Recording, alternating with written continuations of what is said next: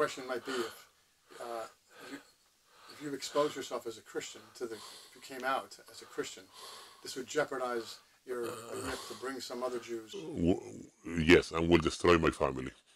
The only way I could do it is if I were to leave everything and become a monk. That would be the only way out. Is that out of the question? It's not out of the question.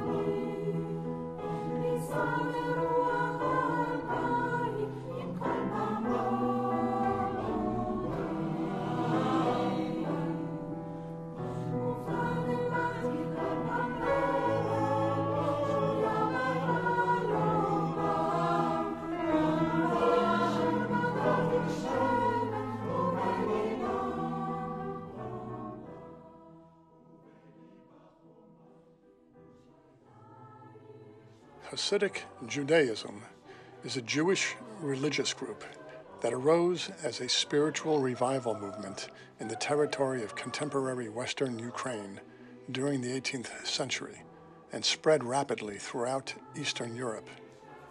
Today, most affiliates reside in Israel and the United States.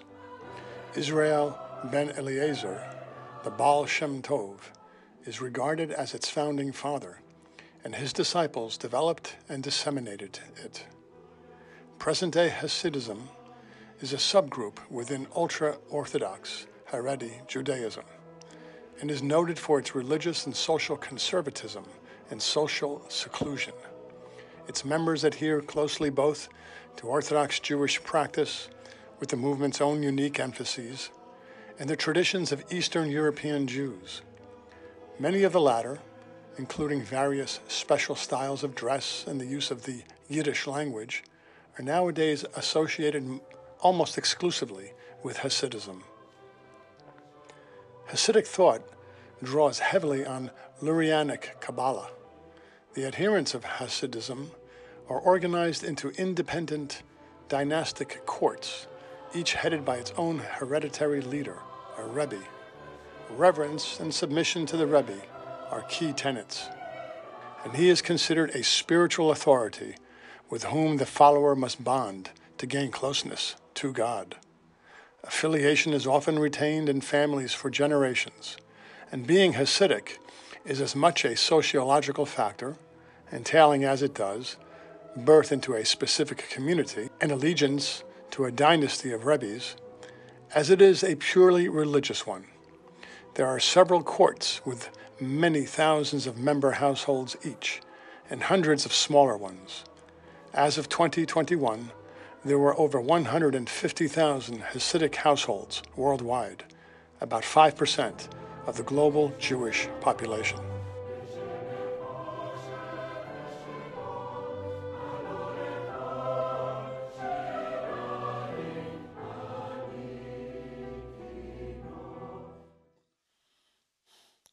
I was born in South America.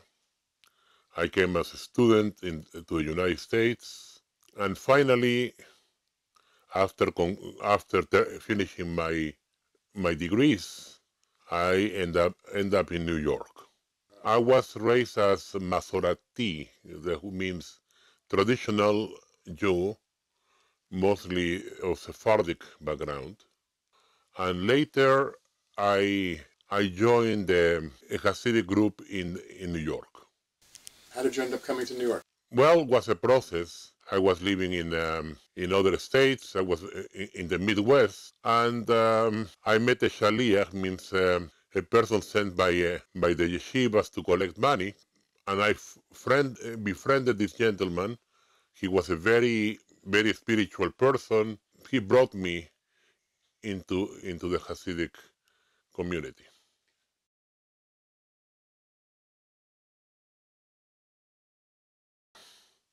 I will try to define and separate in two parts: Orthodox and non-Orthodox. Orthodox means attachment to the law of Moses and to the law of the rabbis, And non-Orthodox is a questioning of the law of Moses, means that everything is relative, it's a relativism, and basically in many ways atheism. Then among Orthodox, you have some that are more into the strict keeping of the law. That these are the Lithuanian Jews or the Orthodox Sephardic Jews, and then you have more mystical groups, and the best known in the West are the Hasidim. Among the Hasidim, Hasidim try to keep to themselves. Most of them reject the idea of secular education. They are more mystical, more into the oldest traditions. But the question is, what does to be a Hasid means? Chesed means loving kindness. Then who is a Hasid is a man who practices loving kindness. Where did they originate? The beginning was in Ukraine, parts of Russia, then Poland. Everything starts with Rabbi Israel, known as the Baal Shem Tov. Baal Shem Tov means the master of the good name. And he was a mystic who was born in the year 1699, could be as early as 1698, and he died definitely in the year 1760. Having grown up as a secular Jew for the most part, as you explained earlier, what attracted you to the Hasidic faith? The Hasidim, the attractive of the Hasidim is, number one is the devotion in prayer. They keep themselves separate to keep a level of holiness, like the Essenes or like the Hasidim in time of the Maccabees. They were people who separate themselves to keep the law and to keep a life of prayer and a life of devotion separated from the corruption of the world. Then they are not only hiding from the non-Jews, but they are hiding from Jews who are contaminated with the secular world. And this attracted you. Were you married at the time? I was married at that time, and that was actually through my late wife. I came to know the Hasidim. And this was in the Midwest? That was in the Midwest, yes.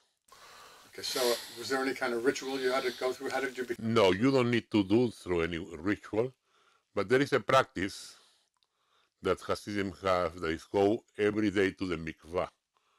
The mikvah is like a pool that is filled with living waters, means waters that are not drawn. They could come from rain, or they could happen to be a natural body of water. And then you immerse there completely 3 times.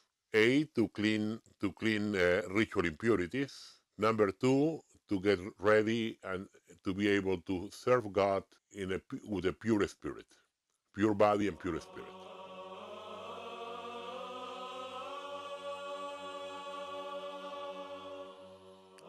The first thing was the reading of Daniel 7, when refers to that one like a son of man. I kept looking until thrones were set up, and the Ancient of Days took his seat.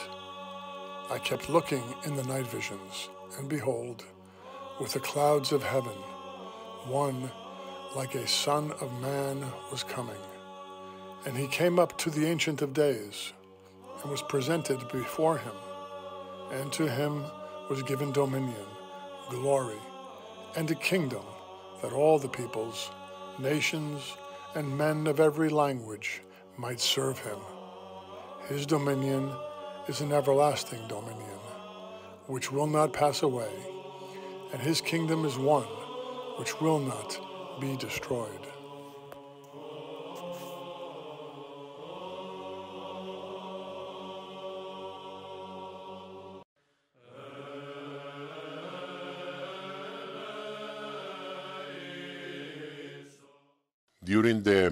During the Jewish education, very little emphasis is given to the prophetic writings.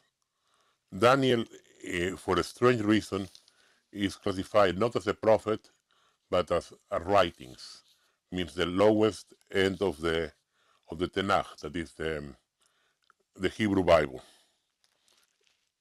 Then in Daniel, I found something very interesting that now it reminds me the text of the book of Revelation, Apocalypse, that is in Daniel 7.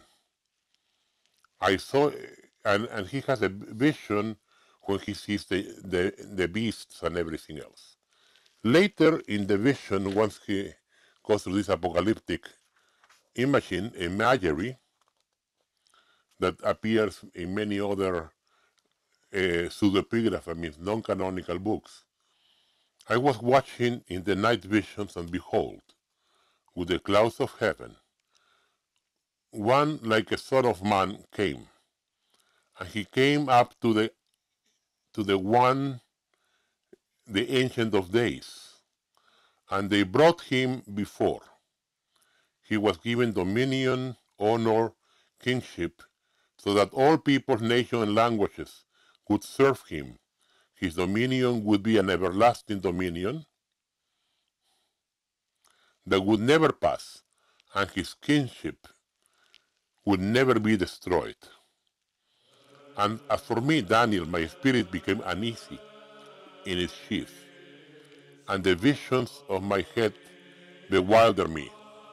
I approached one of the standing ones, and I asked for the truth concerning to this. So he spoke to me and said, making the interpretation of the matters known to me, the immense beasts which are four kingdoms will arise from the earth, but the holy supreme ones will receive the kingship, and they will inherit the kingship forever, forever and ever.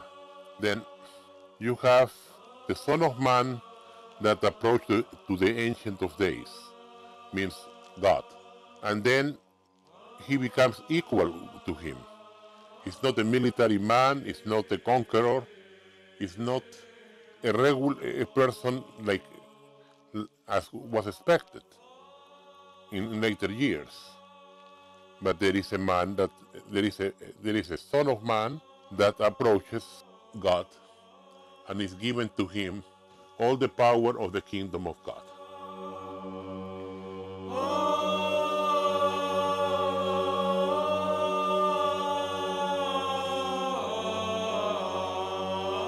By reading already in the New Testament, you see when Christ is condemned, is going to be condemned by the high priest council. It's not necessarily a Sanhedrin as a regular, because couldn't congregate then, is the council of the high priest. In the moment that Jesus called himself the Son of Man, is when they blow up and he's attacked. He's attacked and slapped and insulted by the high priest and his companions, Caiaphas and Annas and all of those of priestly rank. Then, what is the meaning of Son of Man is very powerful, because they immediately thought about the Son of Man of Daniel, and they know that this is the one, this is the real Messiah. Then he's calling himself Messiah, and he's calling himself equal to God. Then this is a stronger argument than the argument from Isaiah. But because Isaiah has been refuted and refuted many times by the in the Jewish response during the Middle Ages. Then there is a lot of literature, and becomes difficult to use that as an argument. As a secondary argument, yes, but not as primary.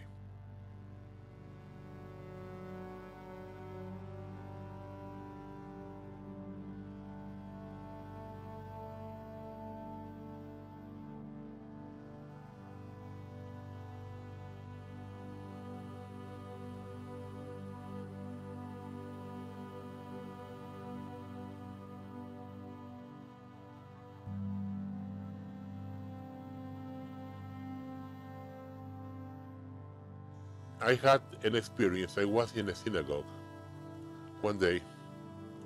There were only 9 men. There were only 9 men there, and you need 10 men to do the prayer. And I see a man that was different to every other, but apparently nobody saw him because they were not counting him. And he says, "Go ahead, pray. I'm here." And then I recognized it was the Lord Jesus. In the synagogue? He says, "I'm with you, but go ahead and pray." He said this for you? Yeah, to me. Not anybody else. Anybody else didn't see him. But people started praying. Even though they didn't have The quorum. They didn't have. they began praying after Christ told you to pray. Yes. Then other man came later, but we were quite advanced in the prayer. Then that was the interesting part. That was an experience. There are many things in the prayer book that point to that. And then you have many things that are not necessarily explicit. Well, the use of many of the words of Jesus that are taken from the Psalms in the prayer before going retiring to sleep, like in your hands I commend my spirit, and many other things like that. Or the issue of forgiveness that you see every night, that sounds very familiar, very, very familiar for anybody who knows early Christianity, with the exception of one line that is inserted much later. Then this line has to do with reincarnation, and that was something introduced in the Middle Ages into Judaism because it's not a Jewish concept. Then reincarnation. Judaism is supposed to believe in resurrection, not in reincarnation, because there cannot be reincarnation and then resurrection. What, a man is going to resurrect with 20 different bodies? No, no way. Then says, Master of the universe, I hereby forgive anyone who had angered or vexed me or sinned against me, either physically or financially, against my honor or anything else that is mine, whether accidentally or intentionally, inadvertently or deliberately, by speech or by deed. And let me omit that line. It says, or any Israelite, may no man be punished on my account. May it be your will, Lord, my God, and Lord of my fathers, that I shall sin no more, nor repeat my sins, neither shall I again anger you, nor do what is wrong in your eyes. The sins that I have committed, erase in your abundant mercies, but not through suffering or severe illnesses. May the words of my mouth and the meditation of my heart be acceptable before you, Lord, my strength and my Redeemer. Yeah, I was reading from the Jewish prayer book, the Sidur Tehillat Hashem, and this was from the translation of the beginning of the prayer before retiring to bed. That will be equivalent to the Christian Compline. And then there was something that we found in the Amidah, means the standing prayer that is done 3 times a day during the prayer cycle. If we read it in English, has no meaning, but if we read in the Hebrew, then we see a hint to something. Matzmiach keren Yeshua. What it means, they bring forth the horn of salvation would be, or to bring forth the horn that would be the power of Yeshua, that is the Mashiach. Yeshua means salvation. Joshua or Yeshua, yes. Or Jesus. Joshua becomes Jesus in Koine Greek, that becomes later in Byzantine Greek Jesus. And that's his name you saw there in that prayer. Yes. Then the name was in the prayer, and that you could find in the Midah. Then there are more and more hidden links that you find in the prayer, because even that this is not taken directly from the scriptures, is based on the scriptures. But all the other prayers are psalms and pieces from different scriptural passages. Then there is no way to hide it. Yeah. Do you remember the moment when you realized that Jesus of Nazareth was Son of God and God himself? Do you remember when you first started realizing what the truth was and how you felt? The revelation was in the moment that I saw this man. I realized I was a different man. He had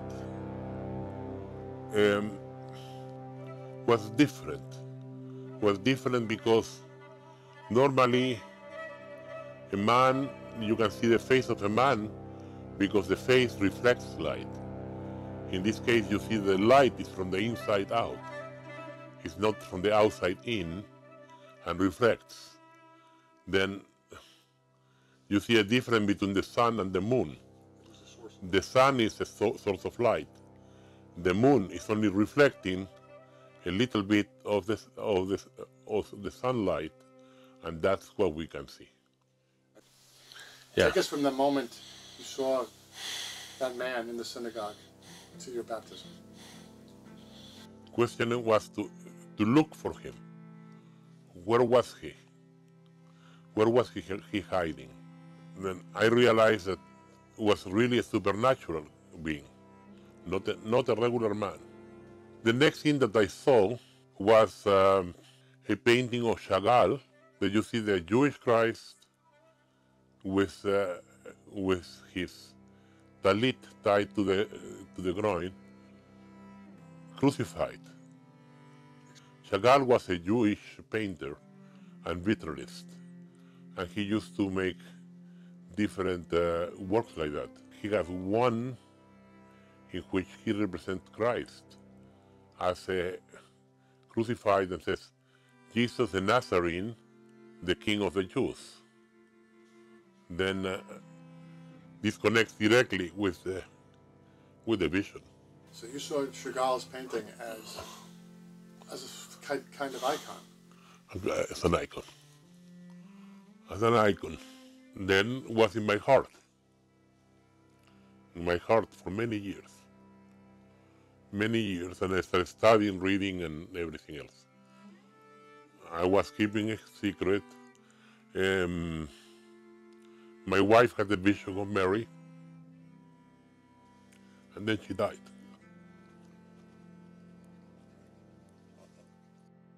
Explain to us how you decided to go get baptized. What made you? What was the final step?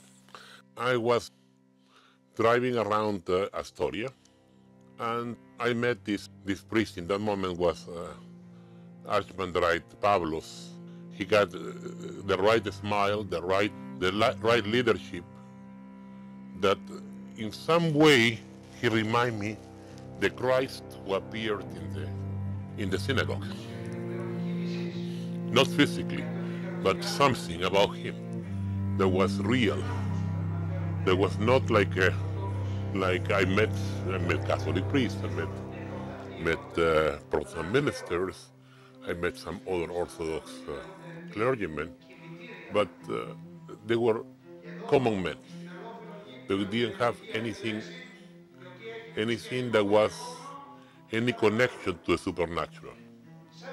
Then even that he didn't look to be like a super religious man, he had that charisma that he could bring people to Christ.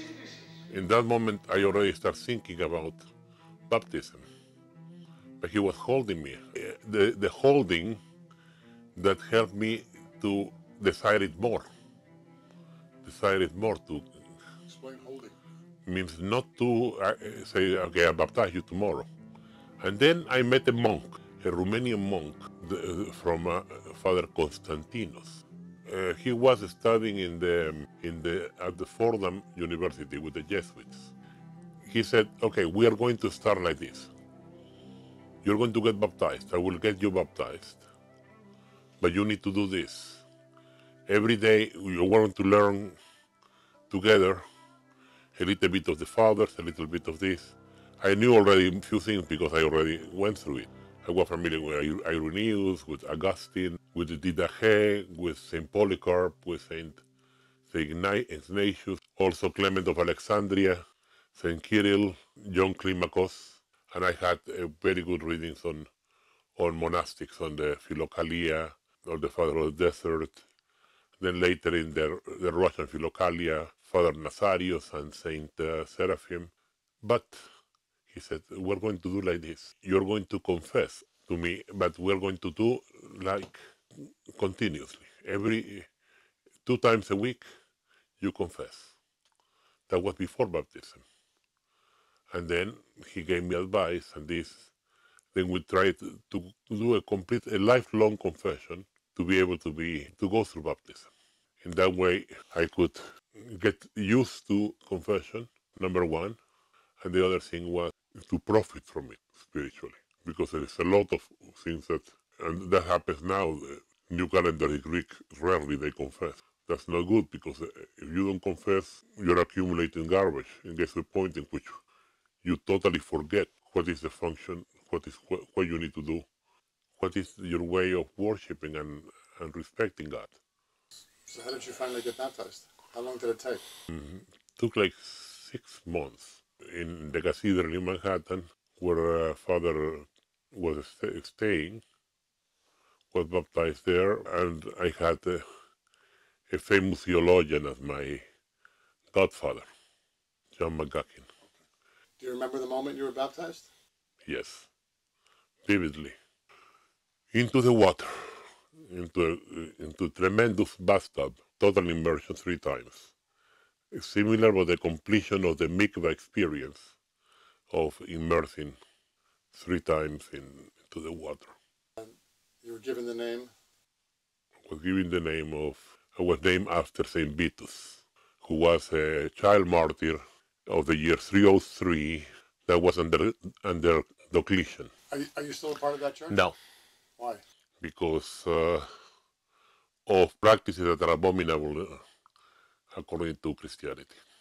Why were you baptized at a church that you didn't agree with their theology? First, I didn't know. I didn't think about the idea of the calendar. Once that was one thing, but that was secondary, to be honest. Was secondary. The question is, they were plagued with modernism, relativism, and all that. They were actually doing practices that were improper for a Christian to do. And they were tolerating things that were improper for a Christian, like tolerating homosexuality. They don't have a position against abortion. Ecumenism is another problem, because there are 2 ways of talking about ecumenism. For me, ecumenism is to try to bring all the other churches into ecumene.